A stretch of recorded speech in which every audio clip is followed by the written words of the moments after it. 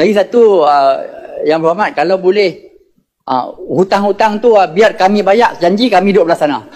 Terima kasih. Silakan Yang Berhormat Jenerali. Ada hati tak naik hutang.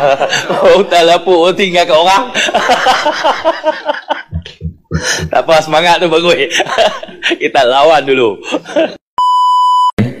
Tuan Speaker, seperti yang Jenerali unjurkan tadi, keuntungan sampai 80 juta tu, saya rasa ada keperluan kah atau ada tak keperluan untuk kita naikkan tarif air tu? Saya rasa tak perlu naik kot. Jadi kita kekalkan seperti sekarang, pasal keuntungan dah banyak dah. Kita tengok tadi pun keuntungan dah macam-macam. Lagi satu, Yang Berhormat, kalau boleh hutang-hutang tu biar kami bayar, janji kami duduk belah sana. Terima kasih.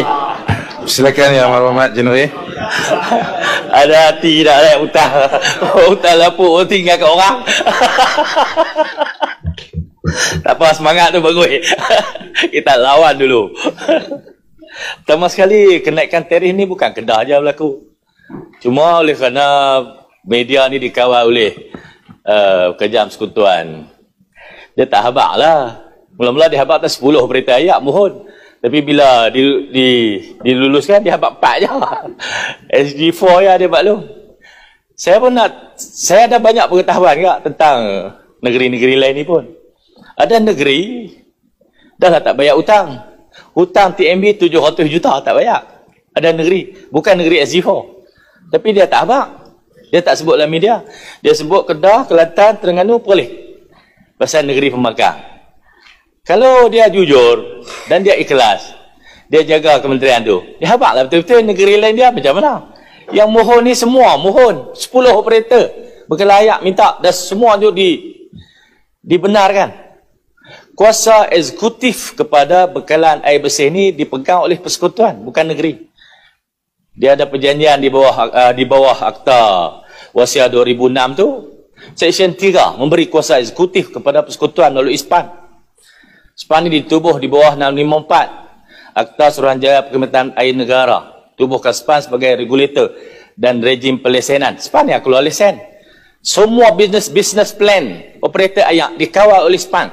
Kalau SPAN mendapati business plan, charge bill, pendapatan tidak mampu untuk tampung bayaran hutang, maka SPAN boleh ambil alih dengan kuasa eksekutif tadi. Jadi bila kita mohon, semua operator air mohon untuk naik tarif, semua diluluskan. Pasal apa sebut Kedah je? Ayat Kedah lekeh seorang je kah? Tak, semua negeri yang sama. Semua negeri menghadapi masalah yang sama. Kita kena catat keuntungan untuk bayar hutang. Saya sebut dah tadi, kena bayar hutang tu. Nanti sidang cakap ada ayat putus sana sini. Kalau ayat putus sana sini, hutang tak boleh bayar, teruk sangatlah. Memang keadaan infra kita sedang kita buat penambahbaikan. Pada masa yang sama kita nak pastikan negeri kita ini terus merdeka.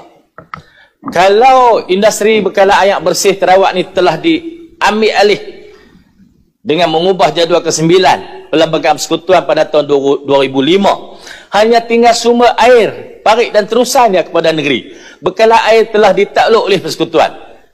Negeri ni bila dia menyertai Malaysia ada 3 aja. Kalau 3 ni habislah kita tak ada kedaulatan apa dah. Kita ada bekalan air, tanah, hutan, agama di bawah Tuanku Sultan. Kalau semua ni diambil alih, kita tak ada kedaulatan apa-apa. Padahal asal-asalnya sebelum pembentukan persekutuan, kita ni negeri yang berdaulat, negeri yang berdiri sendiri, ada kerajaan, ada undang-undang tubuh. Kalau semuanya ditakluk oleh persekutuan, kita ni nak tinggal apa? Saya tak mahu zaman saya jadi MB, negeri ni terlondeh, tak ada apa satu lah, semua boleh kat mereka. Benda tu akan dipertahankan. Kita nak pastikan business plan kita boleh mampu bayar hutang sehingga kita ni mengekalkan kedaulatan kita, walaupun tahun 2005 tu sebahagiannya telah disedut masuk ke petak persekutuan. Saya tak akan benarkan lagi benda ni berlaku. Tarif walaupun dinaikkan ke 81 sen, tarif kita banding negeri-negeri lain masih jauh lebih rendah dan tidak membebankan, insya-Allah. Itu saja, terima kasih. Sedang.